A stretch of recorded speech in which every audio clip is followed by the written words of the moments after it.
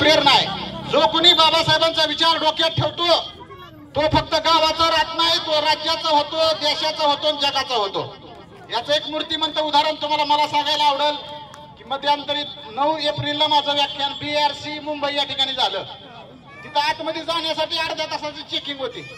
मी तिथं जाऊ शकलो याचं एकमेव कारण काय? कारण contribution of doctor PR Ambedkar to the Indian society, this is my topic. आणि या विषयावर बोलण्यासाठी मला त्या ठिकाणी निमंत्रित करण्यात आलं होतं। माझ्या मेंदूत जर बाबासाहेबाचा विचार नसला असता तर मला तिकडे बोलवलंच नसतं। आणि बाबासाहेबांनी संप हयात 65 वर्ष फक्त यासाठी खर्ची घातली की या देशातला गरीब, दलित, पिचडलेला, अस्पृश्यता मानणारा समाज जोपर्यंत पुढाकार घेत नाही तोपर्यंत भारताची व्यवस्थित सुस्थिती राहत नाही। त्यामुळे बाबासाहेबांनी हिंदू कोड बिल आणलं हे बऱ्याच जणांना माहित नाही। त्यांनी ज्यावेळेस कायदे मंत्री असताना राजीनामा दिला तर त्या राजीनामा देण्यामागचं कारण सुद्धा आम्हाला माहित नाही। आम्ही बाबासाहेबाला उत्सव प्रिय, आपण त्यांना मिरवतो, नाचतो, हे आपल्या उत्सवाचा भाग आहे, तेही गरजेचं आहे। पण हे कळायला पाहिजे, माझ्या माता भगिनी उपासिका मोठ्या संख्येने उपस्थित आहेत।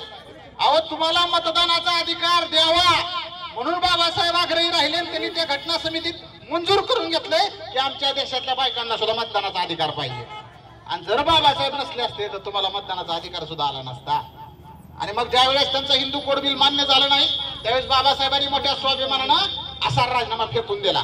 पहिले कायदा मंत्री होते बाबासाहेब, प्रचंड मोठा विषय आहे। बाबासाहेबाला याची देही याची डोळा इथं सांगायचं म्हटलं तर अख्खी रात उजडली तरी त्यांचा विचार संपणार नाही, एवढा श्रेष्ठ विचार बाबासाहेबांचा आहे। आपण सगळे बाबासाहेब बाबासाहेब म्हणतो, माहितीये का बाबासाहेब का म्हणतात?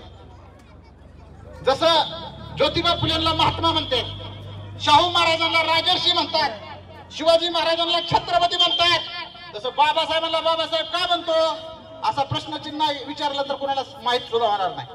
बऱ्याच जणांना माहित सुद्धा नसेल का म्हणतात बाबासाहेब, नाही नाव होतं म्हणून म्हणतात। नाही रे, अरे बाबासाहेब मुंबईत होते त्यावेळेस त्यांच्या रूम मध्ये सगळे मुलं राहत होती। त्या बिचाऱ्या पोरांना पैसे नव्हते खर्चायला, त्यांना शिक्षणासाठी खर्च होता म्हणून बाबासाहेब म्हणले माझ्या रूम मध्ये राहा। सगळी पोरं बाबासाहेबांच्या रूम मध्ये राहायची।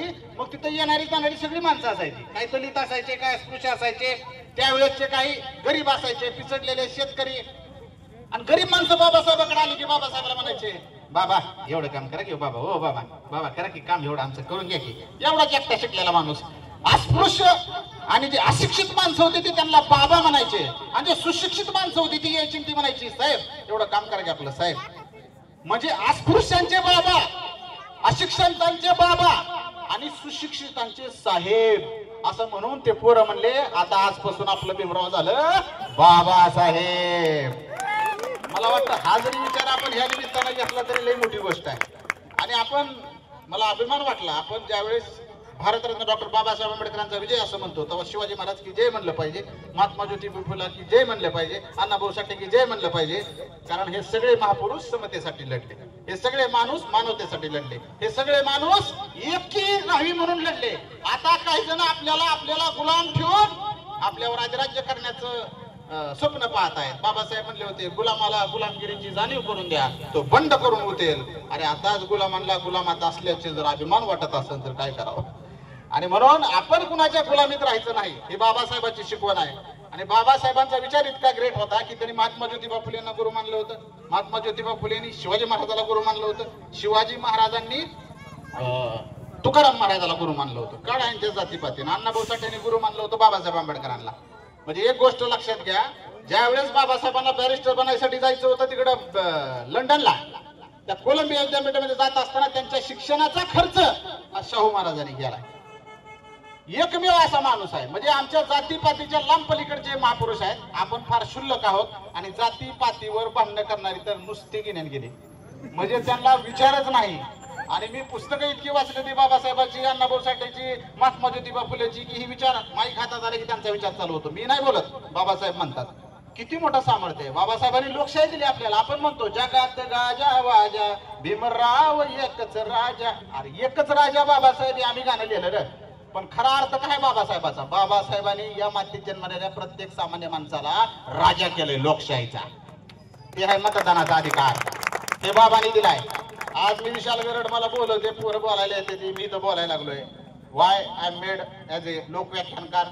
मी लोकव्याख्यानकार म्हणून माझी ओळख निर्माण करू शकतो सगळ्या भारत देशात कारण भारतरत्न डॉक्टर बाबासाहेब आंबेडकरांनी राज्यघटनेत कलम 19(1) लिहिलं. त्यांनी जर कलम 19(1) लिहिलं नसतं मला बी इथं बोलायला परवानगी नाही. पोलीस स्टेशन गाडीत घालून हाणून नेलं असतं मला. तुला कुणी दिला अधिकार इथं बोलायचा जेव्हा? मला कुणीच थांबवू शकत नाही. माईक कुणी हातातून घेऊ शकत नाही. एवढं सामर्थ्य फक्त बाबासाहेबांचं. ही ताकद आहे विचारांची. आणि बाबासाहेब असेच पुढे गेले. आता इथं एवढे सगळे मोठ्या संख्येने उपस्थित राहिलात, पण मला वाटतं बाबा व्यक्ती म्हणून पण आपण समजून घेतले पाहिजे. अलग लक्षात 65 वर्षाचं आयुष्य मिळालं. स्वतःचं घरदारावर रांगोळी सगळी केली. रमाबाई, माता रमाबाईनं किती कष्ट सोसलं.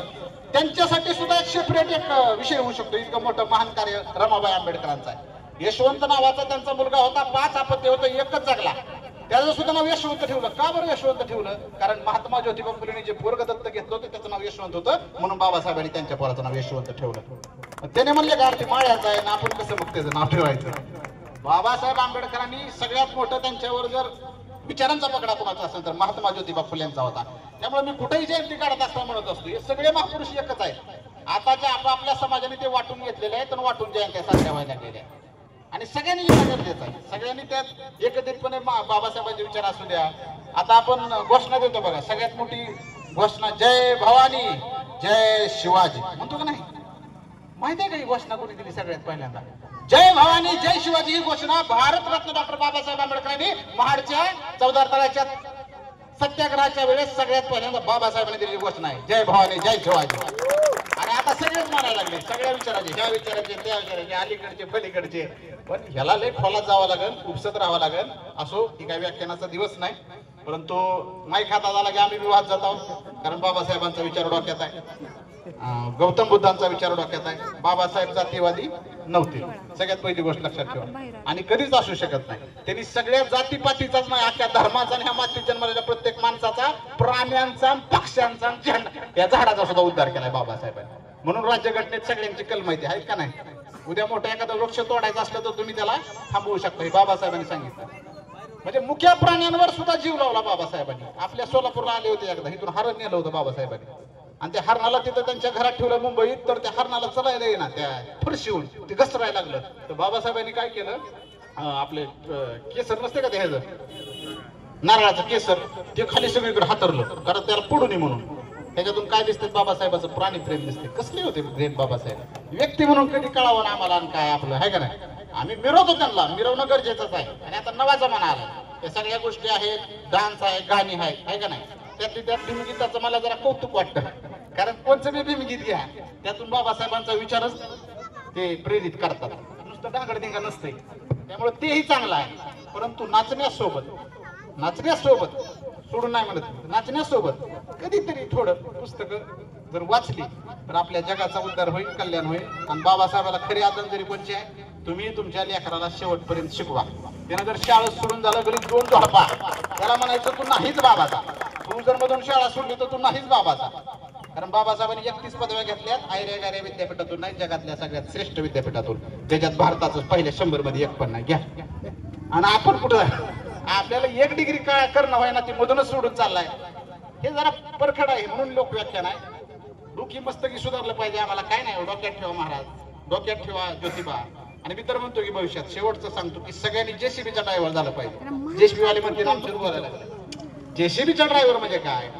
जेसीबी म्हणजे जे म्हणजे ज्योतिबा फुले, सी म्हणजे छत्रपती शिवाजी महाराज, बी म्हणजे Babasaheb Ambedkar. So I am driver of JCB, आहे का नाही? म्हणजे सगळ्यात महापुरुषाचा विचार डोक्यात आहे.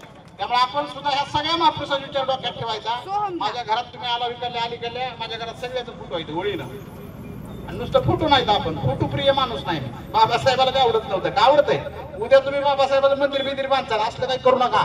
हा, ते पाहिलं मी तुडीला म्हणायचं विचार. बाबासाहेबाला हे मान्यच नाही. मला तुमच्या कुठं ठेवा? मेंदूत ठेवा, तर तुमच्या जगाचा, तुमच्या घराचा उद्धार होईल, समाजाचा उद्धार होईल, गावाचा उद्धार होईल. असं बाबासाहेबाचा विचार आहे. लय ग्रेट माणूस आहे. असो, मला त्यांच्या निमित्त माझ्या गावात का असताना, माझ्या तुम्ही सख्खे सगळे भाऊ भावंड आहे की माझं, तुम्ही काय गर्दी नाव माझ्यासाठी, तुम्ही सख्खे भाऊ भावंडाव माझी, एका ताटात जेवणारी.